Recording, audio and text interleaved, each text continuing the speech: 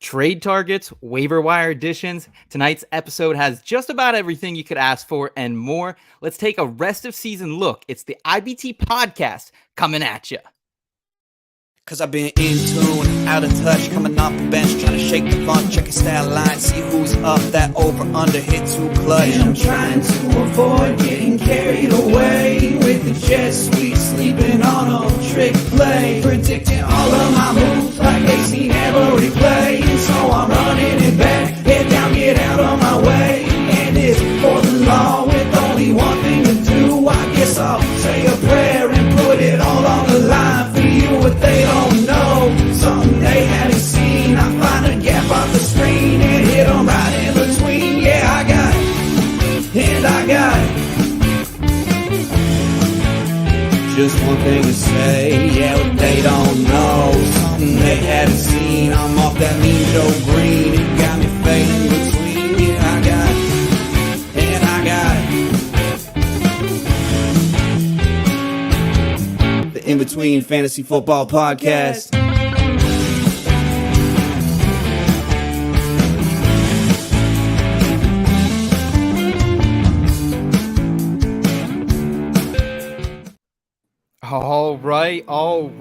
All right. It is November 14th, 2023, and the glorious fantasy football season marches on. And it's been a lot this season. I'm going to be honest, guys, between injuries, between everything else happening in the league, surprising cuts happening on Tuesdays right before we go live. But we're here to make the most of it. And this is the In Between Fantasy Football Podcast. I am Seth Woolcock, and tonight I am joined by my co-host, a man who called his shot on Noah Brown last week and can line dance with the best of his fellow Texans, Eric Romoff. What's up, Eric? Man, putting me on blast for a little boot scoot. Look, you get a couple tequilas in me and anything is possible. And now Noah Brown not only joins several Texans legends like DeAndre Hopkins and Andre Johnson as one of the few receivers with back-to-back 150-yard receiving games, but he's chasing down CeeDee Lamb too, right? We'll see if we get 3 in a row this week. It was exciting, man. Congrats to you on the call. And also joining us tonight, we are joined by a dude with an incredible flow of hair, the backbone of JWB Fantasy Football, and a guy who tears up Sugar We're Going Down on karaoke, Schuyler, a.k.a. The Buff. What's up, Schuyler? How we doing out there in Sin City? We are doing good. I'm over here trying to fool everybody accordingly. I have a hair. It looks like I got a haircut, and we're hiding it behind the hat. I'll let the comments decide whether or not I got the haircut or not. We'll let them put in their 2 cents. There we go, man. I appreciate you being here. I also appreciate Kyle Scott in the back end, our producer. Kyle, we got a good show planned for you tonight. You're going to be on camera a lot today. Are you looking spiffy and good for us? Yeah, I always prepare when I'm going to be on camera. So today I'm rocking my new Patagonia sweatshirt I got. It's real thick and nice, perfect for the 50-degree weather we got. And you know what? I'm going to say we should be sponsored by Patagonia because this is the nicest sweatshirt I own. Vouch. And since I got it, man, I have been a cartoon character. It's all I'm wearing. It's my uniform. And this is probably all you're going to see me wear until Christmas. There we go. We got Kyle with the Patagonia. I don't own any Patagonia, folks. I'm not that rich. Kyle, was that a clearance purchase or full price? What are we working with? If you think I paid full price for this, you got another thing coming. I've never paid full price for anything in my life. Okay. So, Fair enough. Especially not Patagonia. I don't have $150.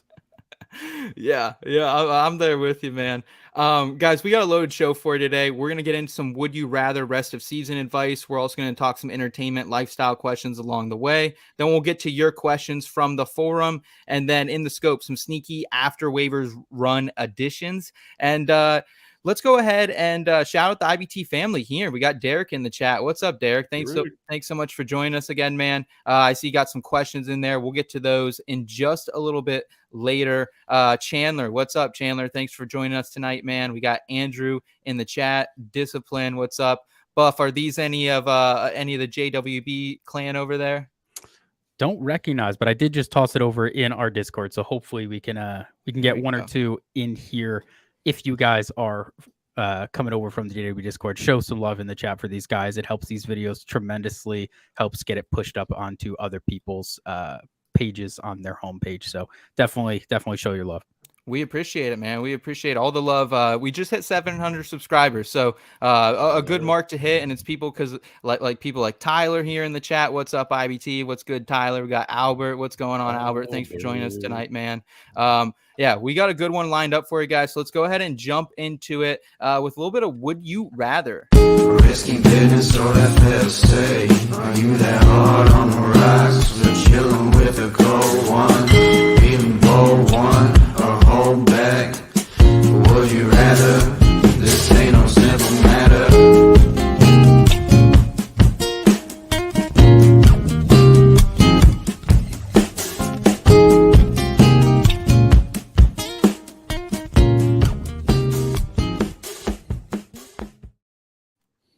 All right. Would you rather? We got Chandler saying liked and subbed, ready for the show. Legend. We appreciate that, Chandler. Thanks, man. Kyle, explain the game Would You Rather, because this has a lot of complicated roles people need to understand. Yeah, Would You Rather is one of the more complicated games we run on IBT. So if you're new to the show or you don't pay that close attention when we do play, here's a little refresher for you. So I'm gonna have a question, and it's gonna have two options, and you're gonna have to pick which you would rather do. Fair enough. The rules. Fair enough. Eric, don't fuck it up this time, bud. I fully plan on fucking this up. That's asking a lot. All right. 3. What do we got on deck here, Kyle? All right, we got a lot of questions, so we're just gonna jump into it. All right, guys, we got some football to start it off. Okay, and we are gonna do Would You Rather roster Sam Howell, Dak Prescott, Joe Burrow, or Lamar Jackson rest of season? I'm just going to say I've been getting absolutely buried on Twitter for the last 24 hours because I went out on a limb and I said I would rather roster Sam Howell than any of these other quarterbacks on this list. Before I get buried, I'm going to let you guys do it. Like, just Eric, thoughts here. Am I crazy? Yes, certifiably. Like, are you good? You good, my guy? Sam Howell. I mean, look, if you want to say Sam Howell over Dak Prescott, fine, right? Like, argument to be made. Sam Howell, I think he's leading the league in passing yards. He's certainly leading the league in passing attempts. He's got I think he's 17 touchdowns and 9 interceptions going off the dome. So plus or minus on these. So I mean, he's been producing, but he's absolutely not in the tier of Joe Burrow or Lamar Jackson, right? Like, he's gonna ebb and flow. He might Jameis Winston his way into leading the league in touchdowns, but he's also gonna hurt you with the sacks that he takes, with the turnovers that he pops up out there. Of the four, kind of like I alluded to, Burrow and Jackson are in a tier of their own. For me, I'm gonna go Joe Shiesty here, right? Like, the Ravens are still running a ton, but Lamar isn't running as much as he was. So it's like it's this kind of weird middle ground where he's not getting the scoring upside of this new offense, and he's not getting the rushing floor that we've grown accustomed to. So I mean, look, Joe Burrow, now that he's healthy, he's been stacking up some points, right? He's got 4 top 10 finishes in the last 5 weeks, and I think we can see that continue down the stretch. Buff, where are you at on this, man? Because I feel like with Sam Howell, there's so much guaranteed volume every single week. The guy's averaging over 42 passing attempts for the last month. Like, these other quarterbacks don't give me that. Yeah, I think there's at least 12 quarterbacks I'm probably taking before Sam Howell. I think of these 4 options, there was only one wrong answer, and I'm impressed you found your way into the wrong answer with Sam Howell. Yes, he's throwing over 40 plus times a game. Sam Howell is the only one here where, yes, he could give you a top 5 week, but he could also give you a bottom quarterback 2 type week where I feel pretty confident here. With Lamar Jackson, every single week in my rankings, he's in there at quarterback 4. I call that the Lamar Jackson spot. Every single week, it seems like he's just right there at quarterback 4, no matter how I do the rankings. Joe Burrow's played his way up to where he's going to be, top 5 or 6 option every single week. And Dak Prescott, who I've actually had ranked in my top 5 now 4 weeks, his last 4 games, he's going to be in there more often than not as well. I think that he's got if not the strongest strength of schedule left for quarterbacks rest of the year. Same with wide receivers for Dallas. It's a fantastic rest of the season. It should at least should be for your Dallas Cowboys. The only thing with Sam Howell too, though, week 12 he's got Dallas. He's got a week 14 bye, which stinks, and then he's got the Rams, the Jets, the Niners. Like, if you're taking Sam Howell here, you are not only taking the worst quarterback, you're taking the one who's produced the worst, but you're taking the one with the worst schedule. I'm all right with the Niners, man. I think Sam Howell, like a lot of these games, you got to get to week 17 first. Yeah. So yeah, that is a great point. But I don't know, man. I'm gonna stick to the guns of Sam Howell here. I trust the guaranteed volume, most passing attempts in the league right now. QB4 over the last month. I think. To me, he feels like the safest floor, to be honest with you, Schuyler. I know you were kind of contradicting there, but he runs for the same amount of yards as Baker Mayfield per game. The rushing floor that Lamar gives you would be the safest floor. We'll take the the offense of Burrow and Prescott. You're strictly going on volume for Howell, but he doesn't have the offense that Dak or Joe has. He doesn't have the rushing that Lamar has. But I love the take. I love a little boldness. Hey, it's morning, No, that's what you have to get going here. Kyle, what else do we have on deck here? Yeah, we got a bunch more. Already Seth is playing defense, and Eric's calling you insane already with the immediate just hostility towards you. So Eric, we're gonna start off with you first on this one. Would you rather go to Ken Dorsey's or Josh McDaniels' house for Thanksgiving this year? Oh, wow. These are incredibly sad Thanksgivings, I'm assuming, right? I don't really want to go to either of these, but Eric. It's not the game. I have committed to following the rules. I'm gonna go to Josh McDaniels' house.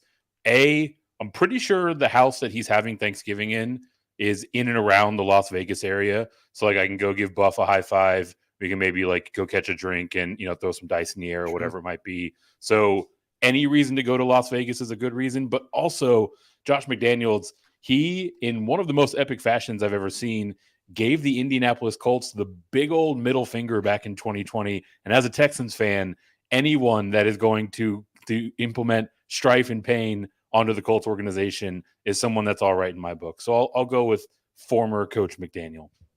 I'll tell you what, I'm getting kicked out of McDaniel's house. I'm going to take too big of a shit. I'm going to take too big of a shit, just like Jim Irsay.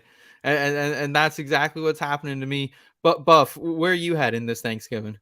It depends what kind of a mood I'm in, right? Because if I just want to pop a nice little nighttime gummy, kick back, enjoy some food, Ken Dorsey's probably the answer here. Guy likes golfing and fishing, family man. I could imagine we play some board games, not too controversial. But if I wake up in one of those, when wake up on like demon time, you just want to see what you can do to someone, get under their skin. There's no one easier to get underneath the skin of Josh McDaniels. I'd be dropping little nuggets here, little nuggets there until he's going to erupt by the end of the night. I'm going to love the entire thing. The guy is an absolute big baby. He does nothing but whine, complain. He can't take accountability for anything. He thinks he's a super genius. So it depends what mood I'm going for. I wouldn't want to hang out with McDaniel, but the opportunity to get under his skin is enticing if I did have to, go with one of these options. Great promo. Great promo. Fuck Josh McDaniels. I'm there with you, buddy. I agree. Elliot saying in the chat, we can pretend Kyle knew who Ken Dorsey was before an hour ago. Kyle, who's Ken Dorsey? He was just fired. Yes. Right? He was the coach of the Buffalo Bills. Offensive coordinator. Ooh. Offensive coordinator. There you go. Nice Googling. There you go. Good job, Kyle. We'll give you half a point for that one. We got Connor in the chat. What's up, Connor? Good to see you tonight, man. Great show on the 19th hole earlier. I'm seeing some questions coming in, guys. We'll get to those in our next segment from the forum. Just hang tight. And then Hoove coming in. Bang, bang, Niner gang. It was a tough week for me in fantasy. In the chat too. It was tough week in fantasy if you had any of the Jacksonville Jaguars like I did. So I'm a little hurt. Ben saying here from JWB. Hey, What's up, Ben? yo. Thanks for joining us, man. All right, Kyle. Let's get away from Thanksgiving because I don't want to go to either of these people's fucking houses. All right. All right. So, Buff, I mean, you look like you mean business right now with the Hawaiian shirt. Like, you look very knowledgeable. So, we're going to start off with you because we have a fantasy football question up next. Would you rather roster Bijan Robinson or De'Von Achane? De'Von Achane, rest of season. Yes, sir. Yeah, this is me. I'm just gonna stick to the preseason. I'm just gonna roll with Bijan Robinson here and take the good with the bad.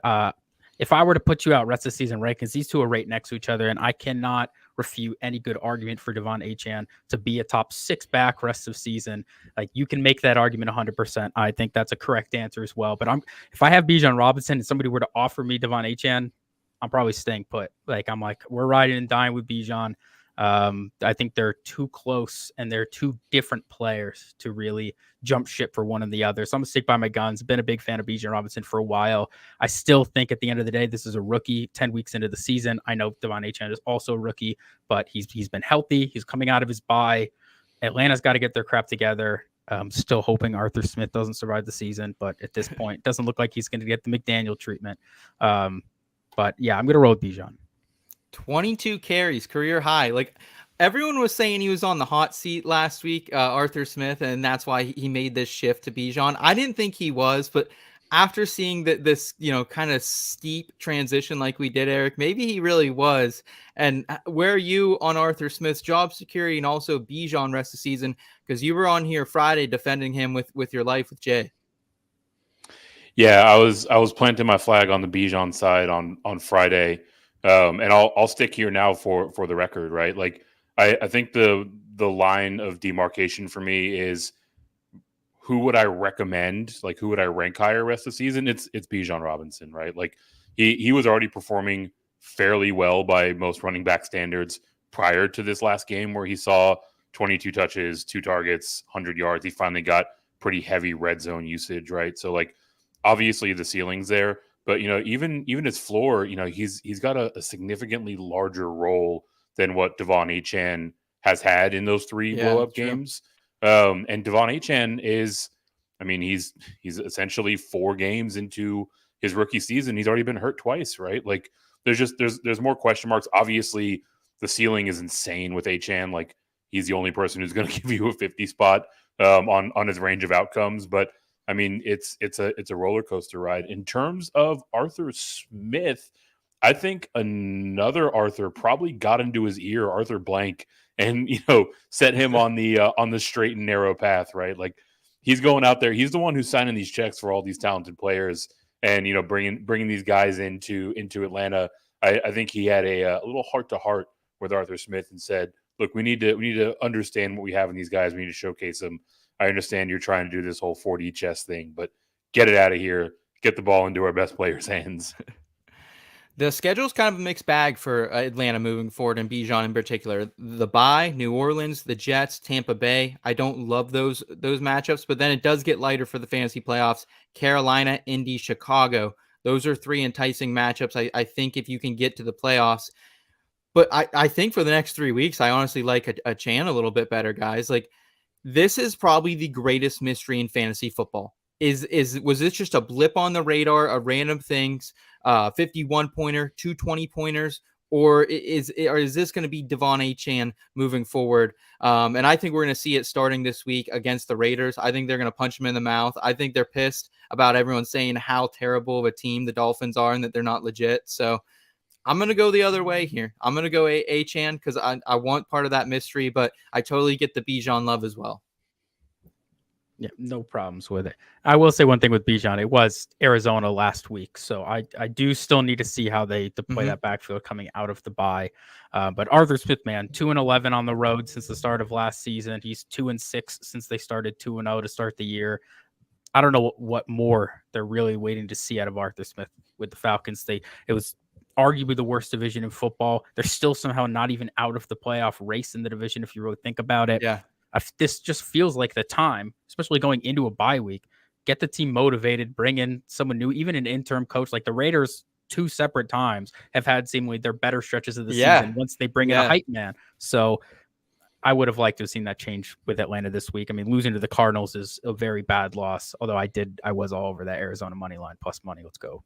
Let's not forget too, this is a guy with Arthur Smith who could be literally doing nothing. Like he comes from a ton of money and has chose a life of hardship in the NFL. So I do give him a little bit of credit, but I am with you. I think that the seat is getting hot, boys. So we'll see what happens down the stretch. Kyle, what else do we have here for us?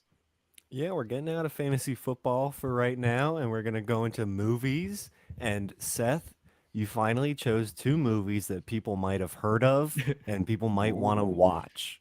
So, would you rather watch The Iron Claw or Wonka on Christmas Day? Now, Wonka, of course, is the origin story of Willy Wonka, how he meets the Oompa Loompas, how he gets his factory, all that fun stuff that we wanted to know. And The Iron Claw is the true story of the inseparable Von Erich brothers who make history in the intensely competitive world of professional wrestling in the early 1980s. And it stars Zac Efron and Jeremy Allen White from The Bear. Fuck yeah. Jeremy Allen White is that dude. He is that dude. Goated. I think he's absolutely that dude. Buff, are you a big movie guy? Not particularly.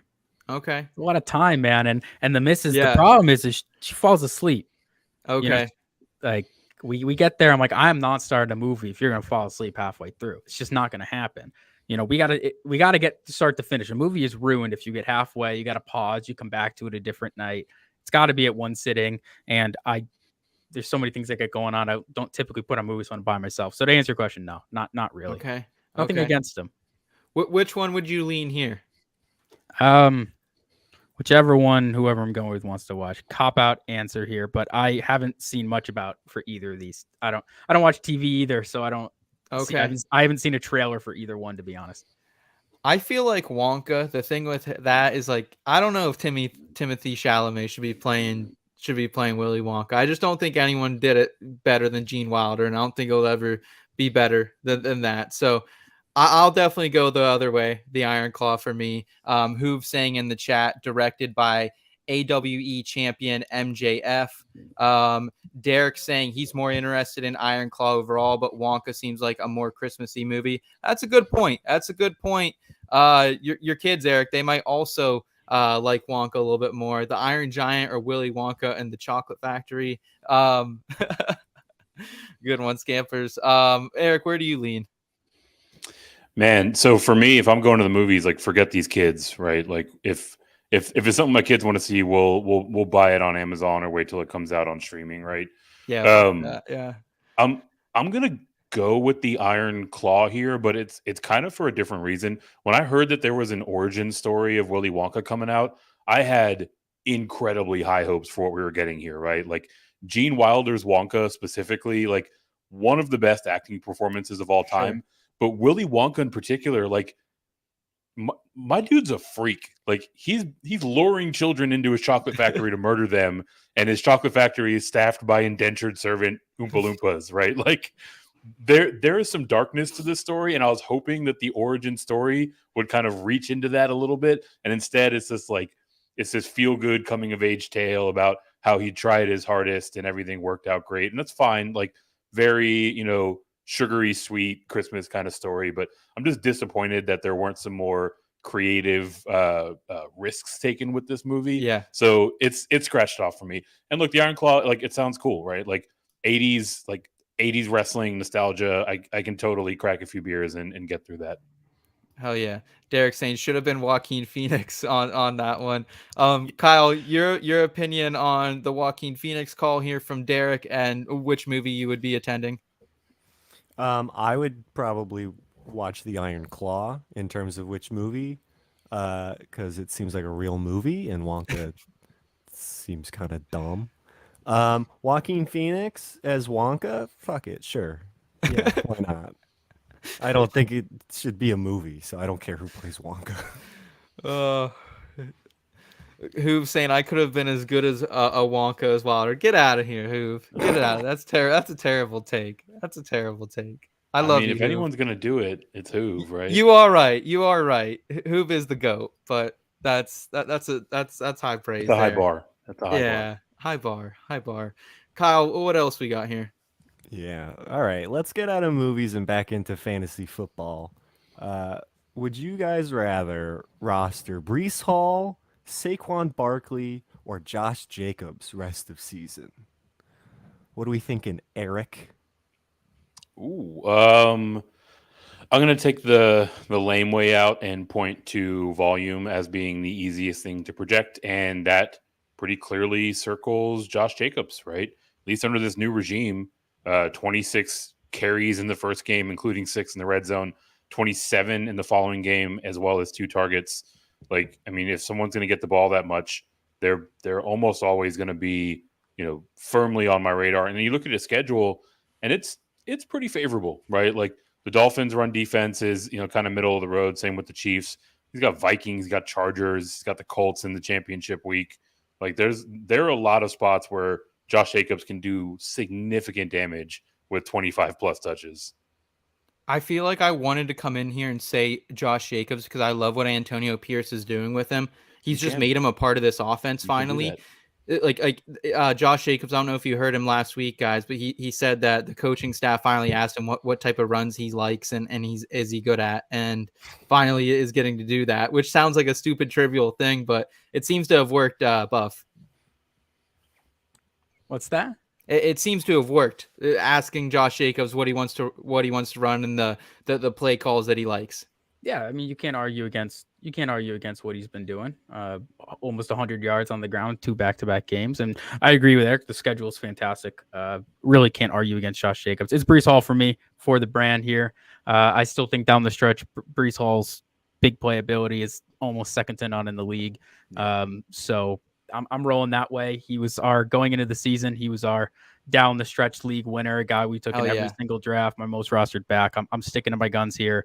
Breece Hall is going to win people money this year, so I'm sticking with it. But Josh Jacobs, fantastic from a volume perspective. He'll be a top 8 back rest of the season, 100%.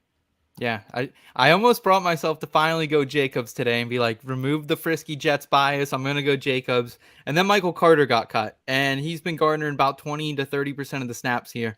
And this could mean even more touches for Michael Carter. Also, Izzy Bonaconda could see a little bit more run here as well. But I really like the schedule for Breece as well moving forward. Buffalo, Miami, Atlanta, Houston, Washington. The week 17 matchup against Cleveland doesn't really excite me. However, we just saw the Ravens kind of run all over them as well. So I think it could get a lot worse there. And looks like everyone in the chat is going for Breece Hall here. Oh, that's a smart comment.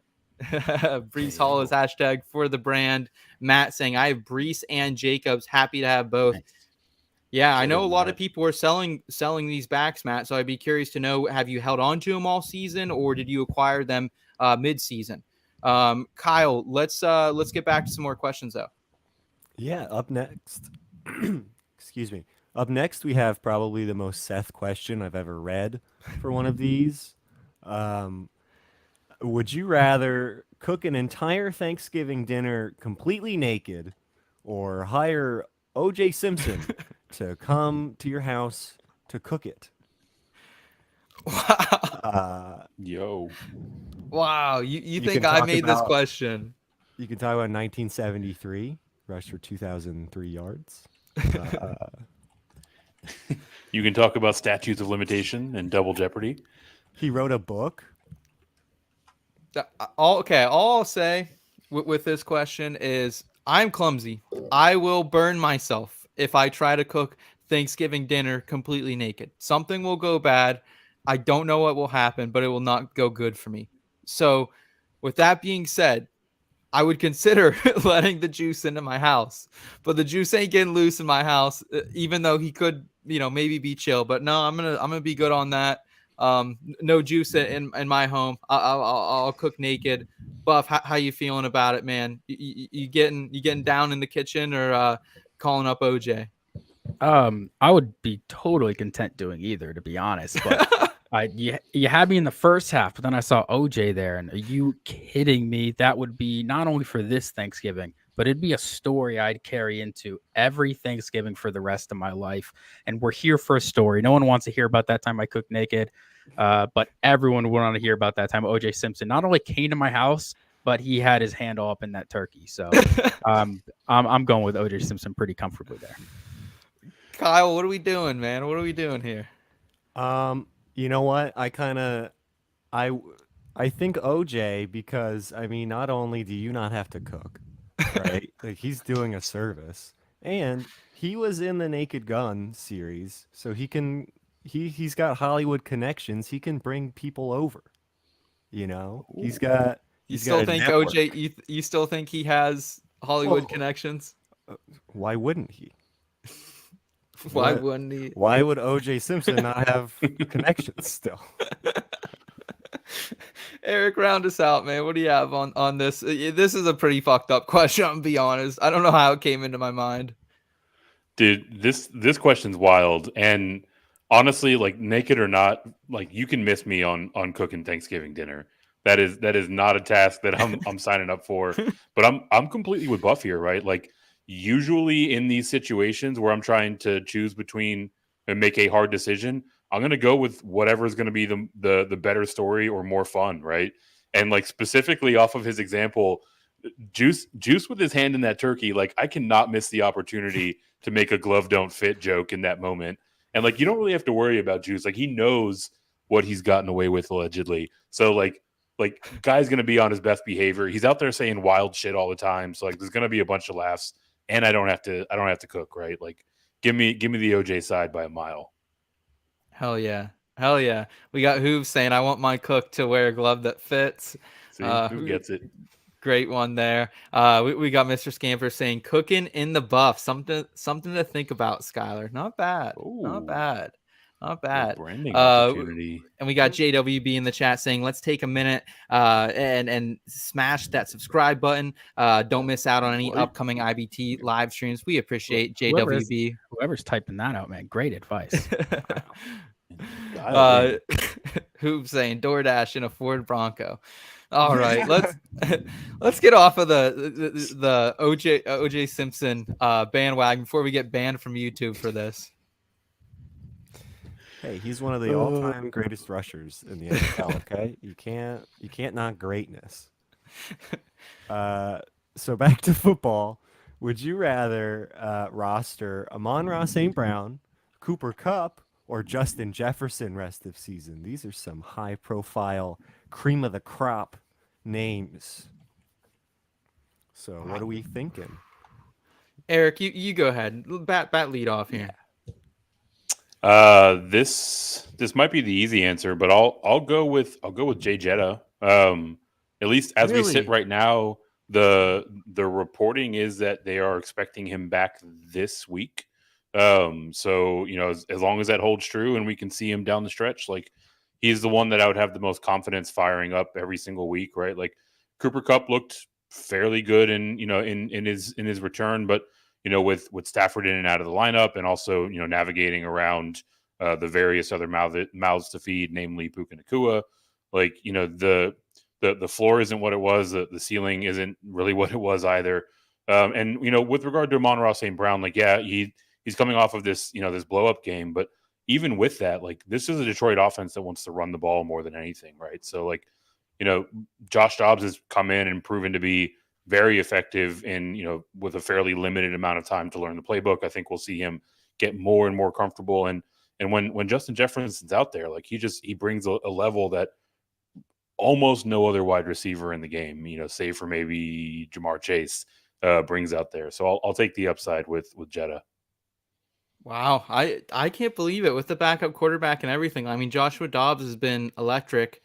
I would probably have to say Amon-Ra St. Brown is my pick here. I think he's just the safest. I love what Ben Johnson is doing with this offense. He makes it simple, like, so simple that it's stupid. And I think a big issue with Ken Dorsey is, like, for Buffalo, they're just a highly predictable offense run on RPOs and in routes to Stephon Diggs pretty much 100% of the time is what they're looking for.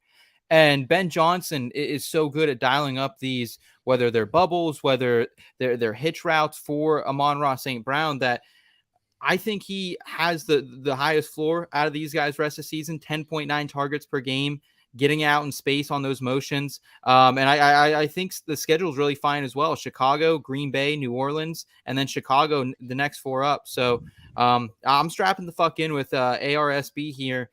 Buff, where do you go on this? I'm going to follow Justin Jefferson as well. I think it's just if he plays this week, this is absolutely no brainer for me. I think where Amon-Ra comes into question for me is if we thought Jefferson was going to miss one more week and you were a team that can't afford a single loss, I don't think you would have the privilege to wait and see with Justin Jefferson. I will say, what we got from Justin Jefferson, although it was weeks 1 through 4, but it did replicate what we got from him over the last 2 seasons. He averaged 4.5 more points per game in that 4-game stretch than Amon-Ra has on the year. In those 4 games, he was 7.6 points per game more than Amon-Ra St. Brown. And even since week 5, if you compare that to where Jefferson was doing weeks 1 through 4, is a 1.3 point difference. So I do agree with you that Amon-Ra's floor is fantastic, but I don't care who Jefferson's quarterback is. He still, in my opinion, has the best floor of these and the best ceiling. Love it. Derek saying Sun God in the chat here. And Hoove, he's also liking some Sun God, saying the Lions are as much of a must start as the Dolphins were at the beginning of the season. They're finding their groove, man, 100%. But my co-hosts here, they like Justin Jefferson. So I'll be outvoted in this one. Kyle, round us out with one final question of the night. All right. Yeah, we're going to go to something that really affects us all in different ways. Positive, negative, what have you. Would you rather ban daylight savings time or fall weddings? I just have to say it. If you hold a fall wedding, fuck yourself. Like there's so much going on in the fall. You have spring, you have winter, you have you have 9 months, you have 4 seasons or 3 seasons that you can plan a wedding and have a wedding.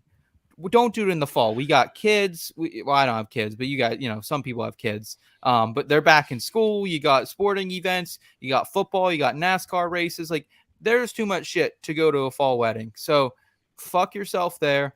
And I'll just say with daylight saving time, at least out here on the East Coast, like it makes it so incredibly hard to get anything done after dark, like after work.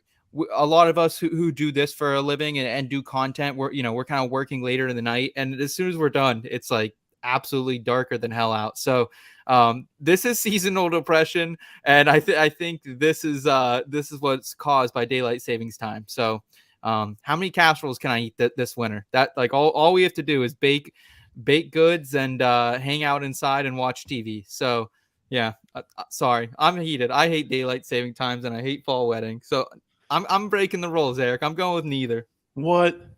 Dude, that's my lane. You can't pick both. neither. I'm going both. Or you're going both. Look, I don't get the gripe against fall weddings, right? Like, and this might be like a regional thing. Fall weddings are huge here in Texas because our fall lasts for about 3.5 weeks, and it is the only time of the year where it is bearable to be outside. Like, you're sweating through your suit through summer, which lasts about 7.5 months in Texas, or you're deep in the ice season and everyone's just chilly, right? So like I can't see myself crossing off fall weddings because like I love a wedding. I love love. I love getting out there on the dance floor, and that is literally the only time that you can make it happen in Texas. Daylight savings time, I get the gripe with it, like seasonal depression, your sleep being thrown off. Like I'm a parent. I have seasonal depression all year long. My sleep is thrown off all year long, right? Like no change for me. So give me the fall weddings. You can strike through daylight savings time. Wow. Buff, where are you? Back when I was in college, I used to actually cater weddings on the East Coast, and I would cater them in the fall. No. I mean, they were a party, man. It really depends on the wedding, but I had plenty of good times. And I will say, since I moved out here to the West Coast, I was just a groomsman in one of my friends' weddings out here in the fall, and we had a great time. It was the best weather you could possibly imagine. Wow. And then, the last wedding I went to before that was a spring wedding in Georgia for my sister, and it was, 95 degrees with 95% humidity, and you're sitting there like, when is this thing going to be over? You're sweating through your suit. So I'm kind of okay with the fall weddings here. Maybe the children aspect is different, but I don't want children at these weddings anyway. So keep them home, get a sitter.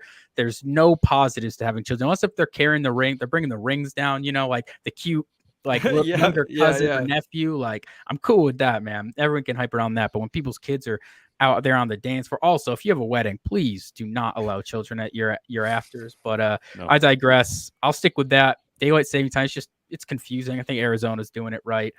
You mentioned, it gets dark quick. By the time I leave my office to come home to start working, it's already dark. So I don't see the sunlight on days I'm in the office. So yeah, I'd be okay with no daylight saving times there.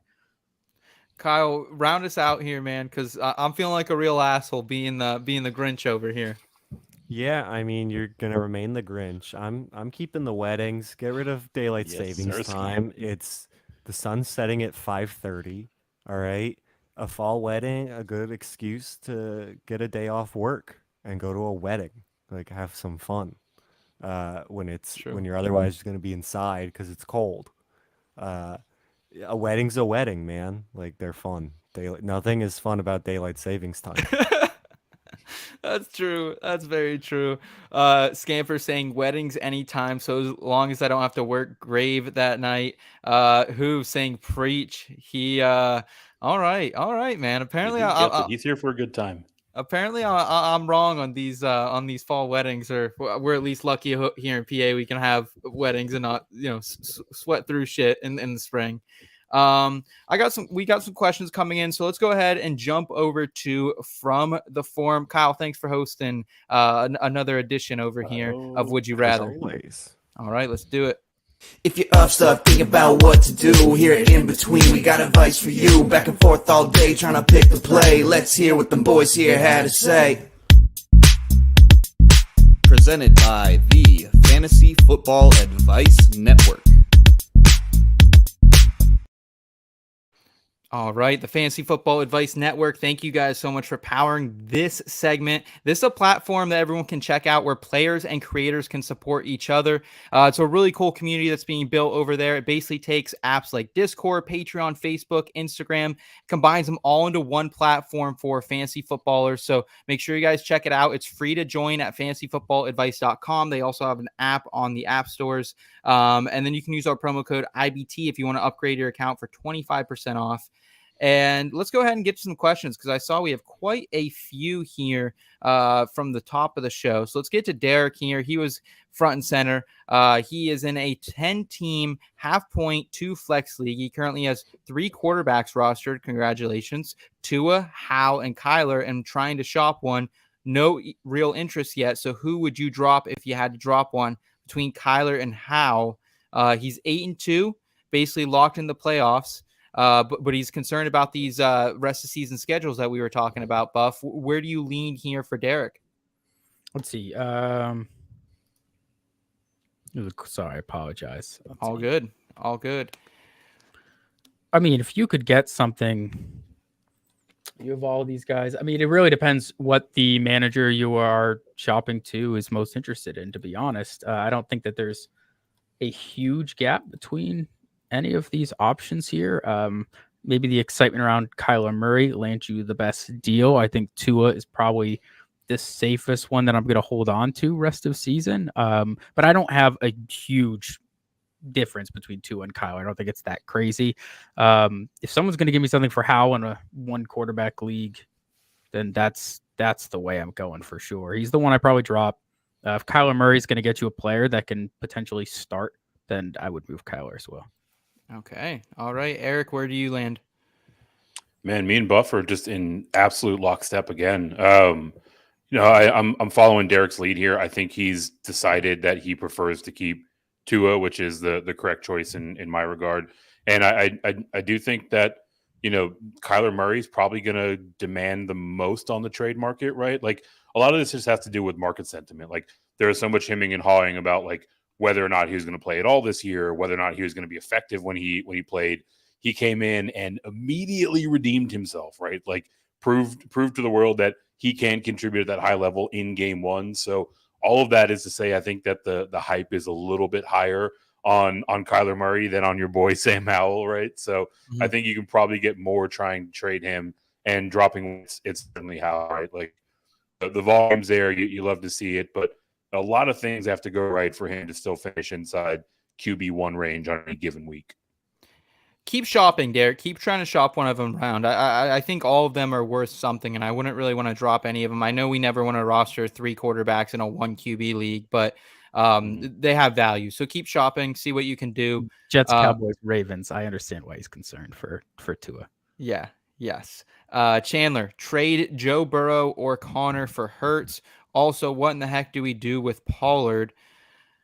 So Joe Burrow and a James Conner package for Jalen Hurts. Eric, you pulling the trigger? I am not. Hurts. I certainly have ahead of Joe Burrow in terms of rest of season rankings, but I mean we're talking about an incremental difference, and to give up James Conner to get an incremental gain, if that on a week over week basis is just a bit too much, right? Like Conner also returned last week, and by and large, returned into the role that we knew him to have before he got hurt. He immediately got 16 carries, right? So, that holds a ton of value in today's fantasy football game. So to give that away to get, a couple extra points per week on average going from Burrow to Hurts is just a bit too rich. Is it worth it for you, Buff? It depends. I would like to know the other running backs on your roster. I'm not trying to do a cop out here, but context definitely matters, because I agree with Eric saying in a vacuum here. But if James Conner, for some reason, was like my RB4 on this roster, let's say you've got Breece Hall, Javonte Williams, Tony Pollard, James Conner. Like, yes, James Conner is going to be in my rankings somewhere in the mid to late RB2 the rest of the season, potentially higher depending how this offense works. But if you have those other 4 backs, I'm willing to make the upgrade because we're improving the starting lineup. I do think Jalen Hurts is a noticeable jump from Joe Burrow. Again, it's just the safety of where the points come from. He's my quarterback 1 for fantasy football almost every single week. He's number 1 in my rankings. So yeah, I'm willing to make that move, but I really need to feel confident about the rest of my running backs. And what are you doing with Tony Pollard? You are riding Tony Pollard out the rest of the season. You have literally no other option. For me, I don't dislike Dallas's schedule for running backs. I think it's just fine. I think they play Philly in there. That's a tough one, but you take that out of the equation and it's pretty neutral matchups, a couple good ones in there. I'm just riding out with Tony Pollard. I like to think better days are ahead. I don't know 100% what's going into it, but he's too talented and the market is way too low. And in terms of what you get if he's your RB1, you're very disappointed. If Tony Pollard is in your flex, it's really, you're not horribly upset. You're only upset because you drafted him to be a top 25 player, and he's performing, as a top 70 player, but he's still a good player and he's still worth having in lineups. Yeah, Chandler, I'm going to go ahead and drop a link to an article we put out earlier this week, Fantasy Football's Winners and Losers from week number 10, and check that out. I go a little more in depth. I kind of do like the playoff schedule a little bit for Pollard. It gets better, so I think I'm with you, Buff. I think better days are ahead. Here's one from Andrew. Got offered Diggs for Kamara. He has Kyron and Ramondre RB, Keenan Allen, and Devonta Smith at wide receiver. Would you be taking this? How do you feel about it? We have a little bit of context there from our guy, Andrew Buff. What is it? Full PPR? That would matter here.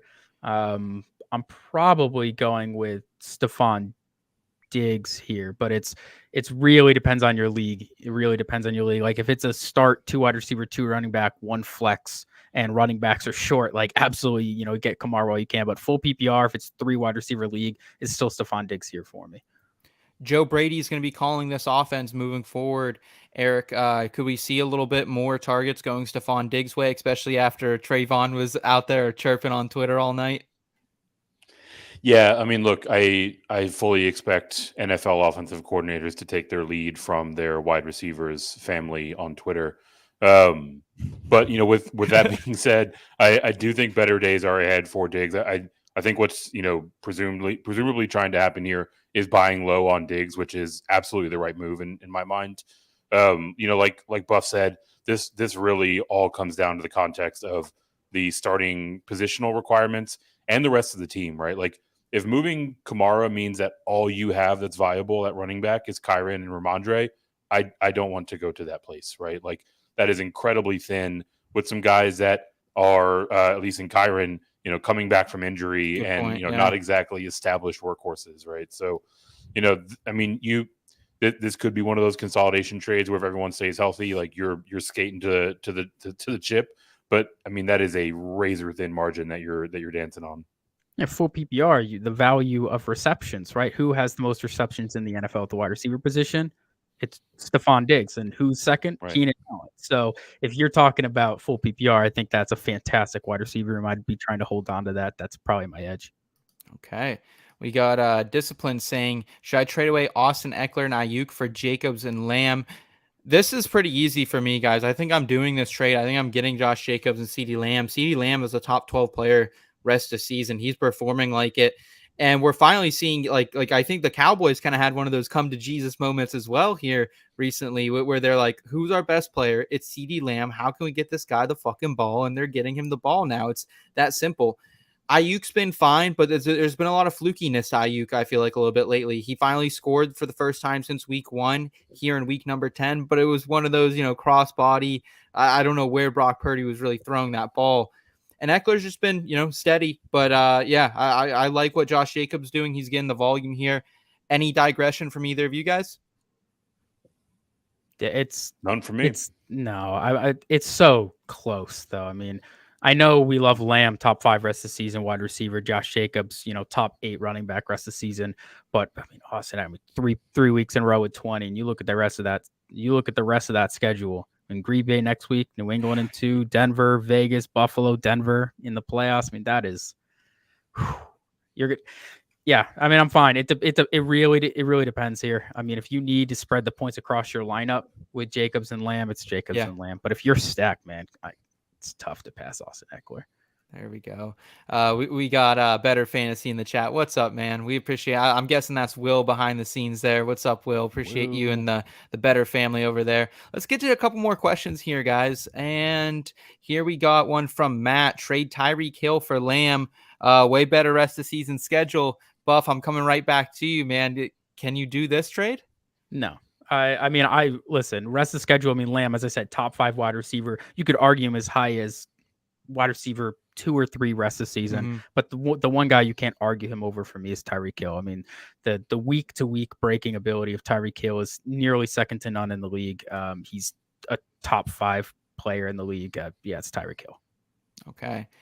Card Chisel, 5-5 PPR. He has Burrow, Achane, Gibbs, Devontae Adams, Brandon Ayuk, TJ Hawkinson, Jay Jets. I'm not going to go through the rest of his team. Any moves you would recommend? Eric, is there anything? I mean, this is a really good team. Is there anything you can recommend here? I mean, I think it's always good practice to consolidate if you can, but I don't know who he consolidates with a lot of studs. Yeah, I mean, as a general rule, yes, try to consolidate a bit and get up to those ultra premium players. But in reality, like you got a ton of them on your roster already. Yeah. Right. Like I'm assuming that this question is coming from a place of how do I have this stacked roster and I'm only 5-5, yeah. Like a little bit of panic. What do I do? The reality is like you are here now. You are through the woods. The reason why you're 5-5 is that Achane was on IR, that Jay Jetta was on IR, that Kyren was on IR. You're getting all these guys back. Now is not the point to move, to move them away or to lose faith. Like you have a very, very strong, if not pretty clear league winning caliber roster here. Like you made it through the bumpy part of the schedule. Now let's ride these guys down the stretch. Sometimes the best move is no move. So Eric, I think you summed that up really well, man. Looks like we have a question here from NMB. He's fighting for a playoff spot and worried about his buys. What kind of trades should he be making? Sometimes you have to take a little less value, man, if you're fighting for that playoff value or playoff spot and you have some bye weeks coming up. So I think really when you're looking at this roster, like can you get better at your wide receiver? Like I don't think you have a true one. I think you have a lot of 2s and a lot of 3s here. So maybe can I move a Deontay Johnson and a Zay Flowers and trade up to one person, especially with some of these buys coming up? Saints on bye this week. Is that correct, Eric? That's right. Yeah. So maybe a Chris Olave, package him with a Flowers, maybe try to get out of that. Buff, anything you're seeing from your eyes that you can recommend here for NMB? There's not really much to do with this roster, not because you don't have upgrades needed, but because I just don't see the fuel to make it happen, right? Because, I mean, De'Von Achane would be your best trade asset here, and is it worth moving him for potentially mid? Like, are you diversifying? You're getting 2 assets back. I typically don't like that. I mean, yeah, if you can move Olave plus Flowers and land like Devontae Adams, I mean, that's like worthwhile. But I just don't know if any of that gets done. So, yeah, I'm struggling to find anything specific here. I'd say you just got to ride it out, my guy. You're hoping for an injury. You're hoping for an injury to Kenneth Walker or to Jonathan Taylor. That would help. That would give you a big boost, and that would open up a trade market immediately for you because you would have a back that could land you a top 15 wide receiver. Yeah, I just don't think that at this point, Zay Flowers, is the way he's been performing, and Christian Watson, certainly. I don't think they add anything really to a package. I don't think they're going to sweeten it up for someone to, again, downgrade Devontae Adams to Chris Olave. I just don't see that happening. Thug it the fuck out. That's what Buff's advice here is for you, NMB. So appreciate the question, man. Good luck to you down the stretch here. Unfortunately, I think you missed your trade window with a couple of these guys, but keep working the waiver wire. There are always things you can do there. All right, here's some more questions coming down here.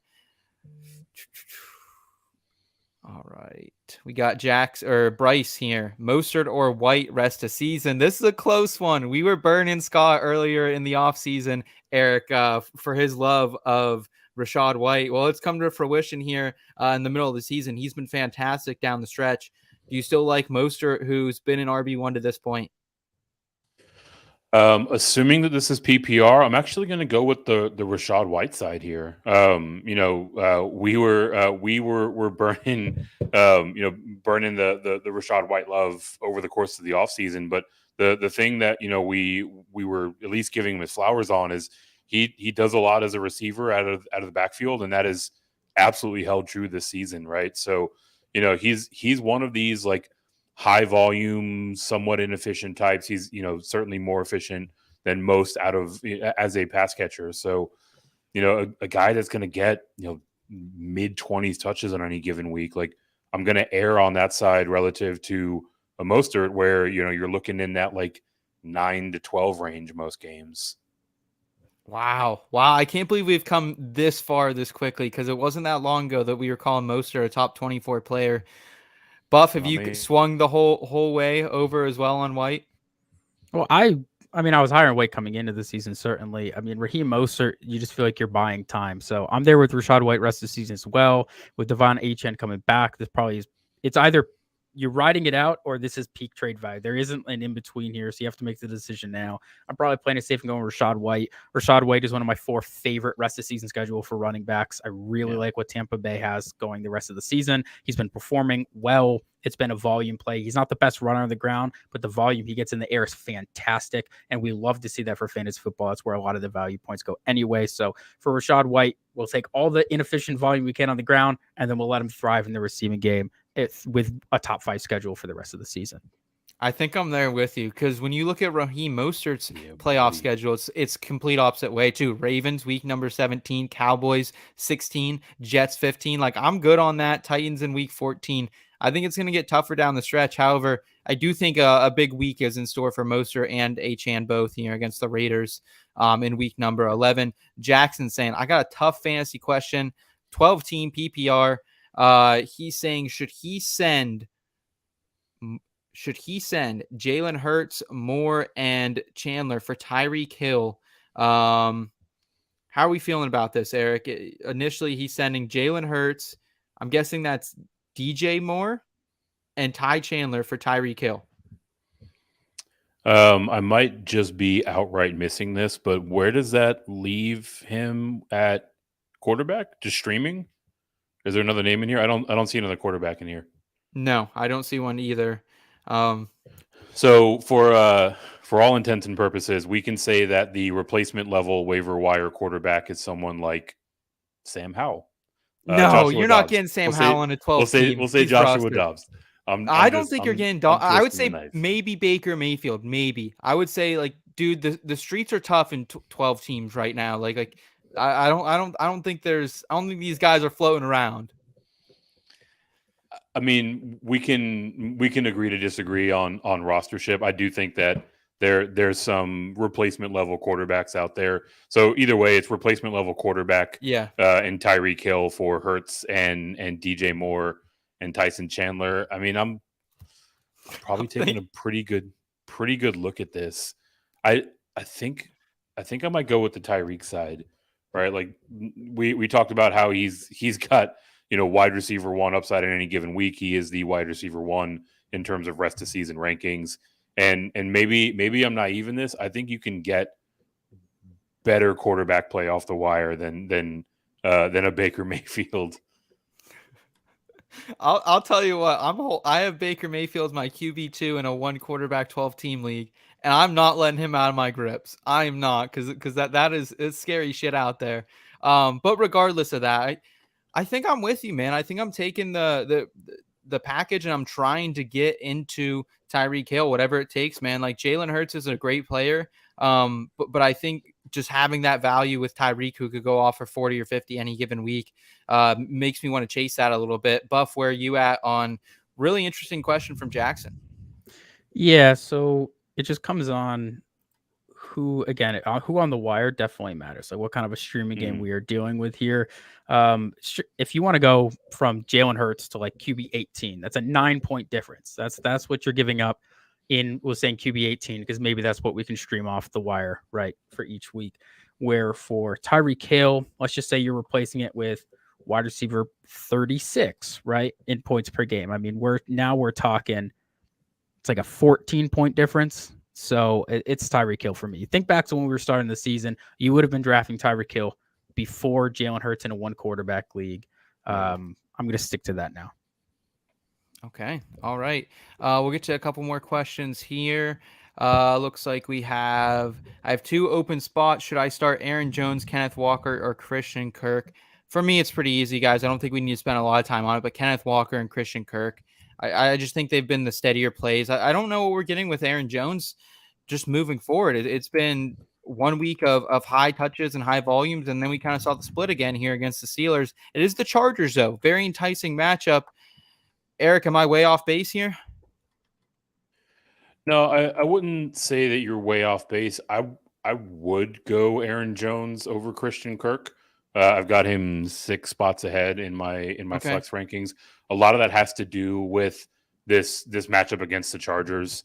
I haven't refreshed the numbers after last week, but heading into last week, they were the worst or the most favorable matchup in terms of yards before contact, right? So guys are getting a full head of steam. Obviously, Aaron Jones can do a ton as a receiver out of the backfield, but all 3 of these are fine options, right? Like you're looking at top 32 guys, all of them. It's just I have Christian Kirk a little bit lower than the other 2. Okay. All right. Buff, any digression from you? No, not particularly. I do my first rough draft of rankings typically Wednesday nights, and then I don't submit basically finals until Saturday night, and then I refresh for Sunday morning. So on Tuesdays I don't typically have, because if I did, it'd be a whole lot submitting for the Fantasy Pros competition. So yeah, they're pretty equal. I mean, Kenneth Walker's the must. Jones or Christian Kirk is kind of to your discretion. I do like Aaron Jones's matchup, but Christian Kirk is a top 20 wide receiver play this week. So okay. All right. We got Flex saying, hey guys, I'm 5-5 and need a win badly. Was wondering who I should trade Bijan for since I need a win this week. I have Breece and Pacheco as a starting RBs if no trades happen. Full PPR league, just panicking because I have a tough matchup this week and I'm barely sitting on the 6th seed in a 10-man. Eric, how do you feel about this initial question here from our guy Flex Lord Chino? To me, I think we talked about a guy I would be interested in acquiring this week, a De'Von Achane. I think he's kind of right in that tier, but I don't know who's you might have to give Bijan with something just to make it happen, just because I don't know who wants to go a lateral move like that. Is there anyone else kind of in that tier? Because he's really kind of in an island in a running back tier. There's no wide receiver I don't think I would straight up want for Bijan. Yeah, it's a tough spot, right? Like, especially because Bijan is on the bye, so like your likelihood of getting reasonable value is very, very low. I mean, I would almost say you need to get comfortable with the idea of riding this one out, because I don't want to take 40 to 60 cents on the dollar. Achane is a good idea, right? Like we talked about, we talked about this in Would You Rather. I think the consensus would be the Bijan side in most cases, right? So, if you get the guy that thinks that he's got a lottery ticket that he can sell off before Achane gets back out there, and maybe doesn't have a 20 or 50 point performance, and maybe you catch him on the right day. But I mean, it's going to be so hard to get requisite value for a guy in Bijan that I think is still easily a top 10 guy rest of the season. Are you telling Flex Lord Chino to thug this one out as well, Buff? Yeah, that's probably the decision. I mean, right? I think Josh Jacobs, we mentioned today, is also fine, because I don't think it's terribly different. Alvin Kamara as well. I just don't know, again, with him on the bye, if those other teams can afford to make that decision, and what they might see is at worst equal options, but then they got to ride out the bye. You're probably thugging it. I don't know if you're going to be. I mean, if you could get AJ Brown, Stephon Diggs, Jamar Chase, Amon-Ra, St. Brown, Keenan Allen, Justin Jefferson, sure, but I don't think that a manager is going to be parting ways with any of those guys either. Mr. Scampers, rest of season 4 weeks, drop one in a PPR guillotine league. Chris Godwin, Hollywood Brown, Chris Olave. So guillotine leagues are super interesting, and if you guys have not played in a guillotine league, try one out for sure. We were doing one with the IBT office right now, and it's a lot of fun. And something I've learned to do, because I got to go up against juggernauts like Eric over here every week, is I just drop people. I don't care really how valuable they are, unless it's a Travis Kelce, a Puka Nacua, like a top 25, 30 player. I'm willing, especially at this point, Scampers, like you kind of have to drop some people. And Chris Olave, I don't mind dropping him. I'm going to be honest with you. Like in this format, in a regular league, you're not dropping Chris Olave. But I think here I would be considering it. Is Chris Godwin also on bye this week?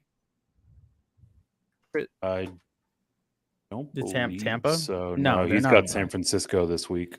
Yeah, I'm dropping Olave. I'm cool with that. I don't love Hollywood Brown rest of the season like everyone else fucking does. Everyone thinks he's a wide receiver one all of a sudden with Kyler Murray back. So I don't love Hollywood, but with that said, man, I think you got to make the play and just try to. There's probably something good on your waivers you can replace him with. Eric, advice, guillotine master. Yeah, so part of my mastery of guillotine is by implementing the exact opposite strategy of what I would advise someone to do.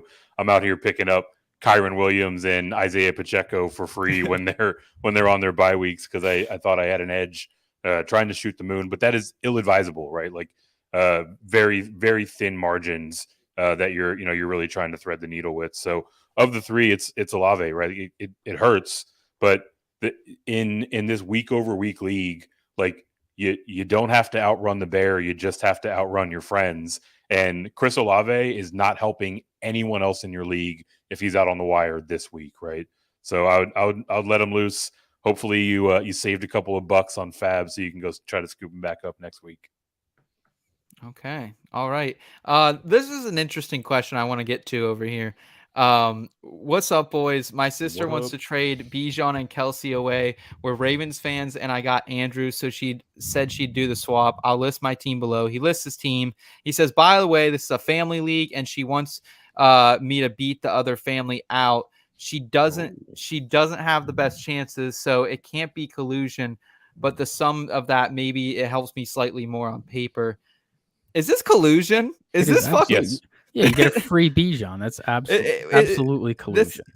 So if he's saying that he can get Bijan and Kelce for Andrews straight up, is that what our guy Dylan's saying? I don't know, because he said he'll drop his roster below, so maybe he means Andrews plus someone else on the roster. No, take advantage of your sister. Be a savage. This is Thanksgiving time. Screw it. Yeah, right. This Family is league, what the holidays are about. Let them all complain about it while you're sipping your eggnog, with a free Bijan and an upgrade at tight end. Even whatever way it happens here, like I will say, it is collusion if Bijan and Kelce go for Andrews. That is collusion. Don't do hold that. on. Get down in these comments because he just dropped a comment right now. I want to help for a trade that makes it seem fair. Like collusion. This is 100% collusion, and I am team collusion does not exist in leagues. This is a family versus family league. This is even worse. Unless you can send Jonathan Taylor back, they're in that trade as well. There's not much to make this seem fair. I mean, oh, dude, this is like some cheaper by the dozen. This is what bullshit. you do. This is what you do if you want it to seem fair. You trade Kelsey for Andrews straight up. You can get away with that one. Yeah. The family's not going to hate. She can defend that one. She gets what she wants, and in my opinion, you upgrade at tight end. So that's what we can do. But leave Bijan off unless you want Thanksgiving to be a big fight. I'll say this though. I will say this. I think he could make a play. He could give McBride back as well. Give him another tight end that's not going to hurt your roster. McBride is a valuable piece, whether you have a tight end or not. And then maybe throw in a Hollywood and a Kareem. Like you could give him do a 4-for-2 or a 3-for-2. Like, I mean, if you're gonna collude, if you're gonna cheat the league, just cheat the league. Like if you want it to be fair, then you can justify Kelsey for Andrews. If you're trying to make it not seem like collusion but still be collusion, fuck it, full send it collusion. Just make it happen. I mean, Buff's got the point here, right? Like if you've committed to villainy, like you can't be half a gangster. Just completely pillage your sister's team in this trade. I don't know if there are stakes in this league. It might just be some sort of like weird family bragging rights, which at that point, like whatever. But if you're gonna cheat, like cheat all the way, I guess. Y'all are some deviant motherfuckers. Let's just listen. It's not my style. I'm just saying, if you're gonna do it, just fucking do it. This is supposed to be a wholesome show, and you're over here telling our fucking guy Dylan to cheat and cheaper by the dozen too. Wow. You're going to get your comeuppance if you do this, Dylan. Other family's going to do the same damn thing. Just be ready for that chain effect, bro. It could mean the demise of this family league, right? He says he lives in a world with vetoes too. So yeah, you're going to get it's going to get taken down. So immediately. You're going to get roasted and still not get it to happen. So throw her Kelsey, throw her Andrews for Kelsey. Let's make that happen. Question of the fucking year though, Dylan. Thank you for that, man. I hope you're subscribed to the channel. Come back and hang out again because that was some good. I want to know. I want to be updated every Tuesday. You got to drop into the show. Let us know how this family league's going. What's going on with this? That's a TBD. This is a new segment. The family league update every week. Cheaper by the dozen too trade. Just traded Breece and Waddle for Tyreek. New lineup: Lamar, Jerome Ford, Gibbs, Amon-Ra, St. Brown, Tyreek, Devonta Smith. I don't think I like this trade as much, honestly. Like, I don't feel great about Jerome Ford as my RB2. I mean, Jahmyr Gibbs, you can't go wrong with him as I think a low-end RB1, but I just think it's really risky, man. I don't know if I love this trade. I'll give it a B because you are getting Tyreek Hill, but I think maybe B-. I think that's generous. Buff, where are you at? What's your grade on it for Randy? Yeah, I don't love it. I would have liked another running back. I mean, being left with Jerome Ford and Jahmyr Gibbs doesn't feel as fantastic. I would have liked my lineup probably better with Breece and Waddle as much as I love Tyreek. If we got a top 18 running back in the deal, you'd probably have my vote. Okay. Gonna flip over here to Flex Lord Chino saying, I guess we'll just thug it up. I trust the process and trust you guys. Thanks for the help. Thanks for the question, man. I'm appreciating the advice. Lamar and Judy for Derrick Henry from Theo Eric. He says that he has Sam Howell on his bench, and it seems it's the best I'll get Lamar for, or I'll get from Lamar. Yeah, look, I'm gonna assume that you're not depending on Judy every week. So at which point, from a starting lineup impact, you're basically saying Lamar for Derrick Henry. And I'm happy to take that trade, right? Like if Tajay Spears is out there on the wire, use that roster spot that Judy opened up to go handcuff him. And, for as much as we want to dog on Seth saying that Sam Howell is QB1 for all eternity, like he is a perfectly functional alternative, right? QB3 right now, that volume is going to be there. So, I mean, Howell and Derrick Henry over Lamar by a mile. We got Dylan back in the chat saying, last thing I'll comment is, what if I like Bijan? He's got a juicy playoff schedule. I'd prefer sending like 2 RBs off my roster with Andrews for Kelsey and Bijan. Try that, dude. Do if you it. can, Sure. if you Yeah. can try, like, that's what we would initially try. We just don't know what's going to happen if you know, if you know, you got some vetoes rolling around this we shit. like Bijan too, man. But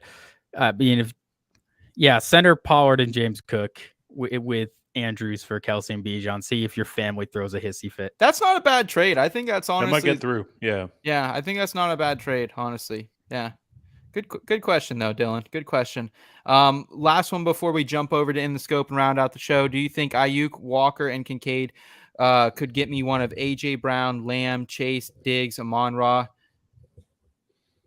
Yeah, dude. That's a good package. Yeah, I think you need to look for someone, though, who's probably like thin, you know what I mean? Someone who has a lot of studs and doesn't have a lot of depth. That's kind of the package you're throwing out here. I'm assuming you have another tight end 1 and 2 other good running backs to make this deal, though. Yeah. Hopefully you have a stud lineup there, Matt, because you're really thinning out your roster to do it as well. But he could with, you know, where he got Ayuk and where he got Kincaid.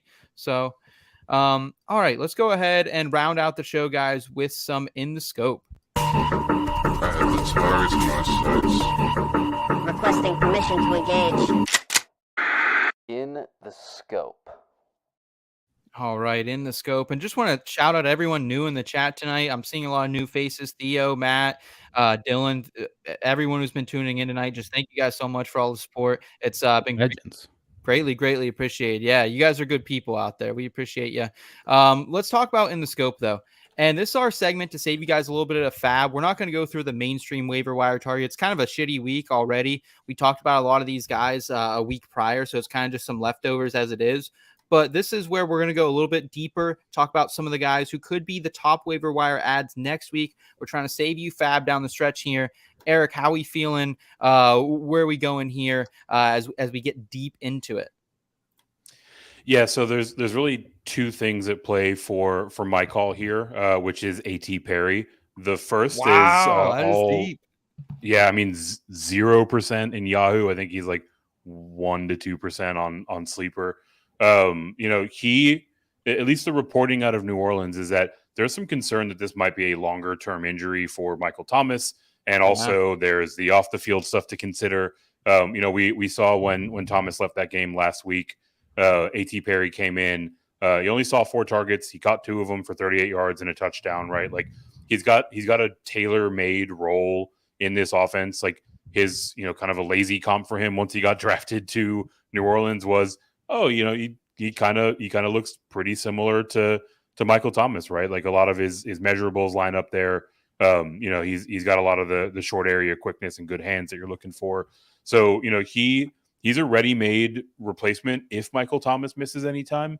But the bigger consideration for me, the Saints are on bye this week. You can literally you can put a $0 bid in and get A.T. Perry if you have a hole to fill with the upcoming bye weeks, right? So someone that you can sneak in on the free is always going to get my attention. And A.T. Perry, like, I mean, he ran 89% of routes last week. Like he is very clearly the replacement option if Michael Thomas misses some time. Yeah, keep dialed into that one. It'll be interesting to see what A.T. Perry can do. Really liked him at Wake Forest. I don't love a lot of ACC receivers usually coming out of that conference, but this was a guy who back-to-back 1,000-yard receiving yard season. So, yeah, I don't mind the call. Had the touchdown here in week number 10. So, Buff, I'm going to turn it over to you, man. Who's your In the Scope candidate for week number 11? Yeah, I do want to say on A.T. Perry, that's more like for you guys in your dynasty leagues, go check it out there. He might be a guy who's slipped out there, might be on the waiver wire. He's more like that Jalen guy in Tyrell Williams, like deep threat, but from a size perspective, very similar to Michael Thomas. I do think Rashid Shaheed, if he's not rostered, is the guy to go snag there for the main beneficiary there in New Orleans. A couple more targets with how efficient he is would go a long way. The guy I'm going to go who's basically my excitement around Kyler Murray coming back, going to be Michael Wilson is the player that I would recommend people go and pick up. He's still available in 80% of your leagues. Unlike, you know, some of the other names, I want a player that maybe has the potential to hit my lineup. We've seen the second wide receiver behind Kyler Murray give us flex appeal here. Michael Wilson has flashed at points this season. He's demanded targets at points in the season, and I think he's a very talented player. So Michael Wilson, out of Stanford, rookie wide receiver, Arizona Cardinals. That's a guy I would toss on the end of your bench for sure. Okay, I don't mind it at all. I will go ahead and touch on Tyler Conklin, going to the Frisky Jets here. And I honestly think like we've had a pretty good tight end season. Like there have been a lot of guys who've kind of emerged down the stretch here. Jake Ferguson, Taysom Hill, Trey McBride that have kind of filled in that role of a back end tight end one. Tyler Conklin's not quite there yet, but he's been really, really solid. 5 out of the last 9 games, he's been 9.8 or 9.8 PPR points or above. Tight end 7 on points per game basis over the last 2 weeks, 7 for 70 this past week. And in a season that he has no touchdowns, he's still tight end 21. Like this is a guy we're kind of kicking rocks at, but if you need someone, if you have a tight end on bye next week, I think get ahead the curve here and get on Tyler Conklin. He has 5 straight matchups after this week of plus matchups against teams that just really leak points to the tight end position. So I'm interested in Tyler Conklin. I'm going to run it out with him. And like he is the second option in the Jets receiving game. As shitty as it is with Zach Wilson, like he is the second target. It's not Alan Lazard like we thought. It's Conk. So I'll take the shot. I'll take the shot on him. It's not sexy, but if I need a guy at tight end, if you're in a tight end premium league, he's been like really, really good in a couple of those for me this year. So do what you can. Tyler Conklin, don't hate it. Yeah, I don't mind the call either, right? Like I think the thing that you said to underscore is he's pretty clearly the number 2 receiving option for the Jets. And while it's going to be a bumpy road along the way, they're using him in a fairly vertical fashion, right? Like he's number 5 among tight ends at 8.6 yards per target, right? So like they're moving the ball to him downfield. He's getting a decent number of red zone looks. And we all know that, tight end is a wasteland, and there are still plenty of teams on bye in the weeks to come. So you can do worse for a bye week fill-in than Tyler Conklin for sure. Can I get any Conklin love from you as well, Buff? I got a little Conklin love there from Eric I wasn't expecting. I dropped you a comment in the chat there to show you a little bit of love with Tyler This Conklin. Been you the whole time? Oh, of course. I got to let them know. Subscribe to IBT Media if you guys are still here with us. Definitely don't want to miss any of these live streams. It's a really good time. We enjoy having all of you guys here with us. Tyler Conklin, as somebody who had a couple Travis Kelce bye weeks last week and plugged Tyler Conklin in, I have no complaints, man. Nice. There you go. Yeah, I fucking plugged in Hunter Henry instead. Did not like that. Wish I would have had some Conk in my lineup. We can't thank you enough for being here, Buff. It's been a great show with you. Appreciate you in the chat telling everyone to subscribe, come back and hang out with us again. But we also need to tell them to subscribe to your channel, JWB Fantasy Football. Give us the plugs, man. How can we find you guys, and when can we find you as well? What's the streaming schedule like? I know you guys have a shit ton of content dropping on the regular over there on the channel. Yeah, there's 1 or 2 full shows every single day over on the YouTube channel, as well as 5 or 6 clips added every single day on the YouTube channel. So go check it out at JW_FF on Twitter. The pin tweet has where you can find our full team there. Go follow all of them. We're JW Fantasy Football on all platforms. So yeah, go find us. Appreciate you guys. Fuck yeah, man. You had that down. You had that down and memorized. I appreciate that. Eric, plug Green Screens Media. I know you guys are just killing it over there on the college basketball scene right now. Yeah, actually, I'm over here scrolling through my prize picks where our picks for tonight have me looking at plenty of green screens. Yes. So, another strong night. I'm going to have a good sweat on the DFS streets. Look, college basketball, like it is, it can be a little intimidating because it's 350 or so teams.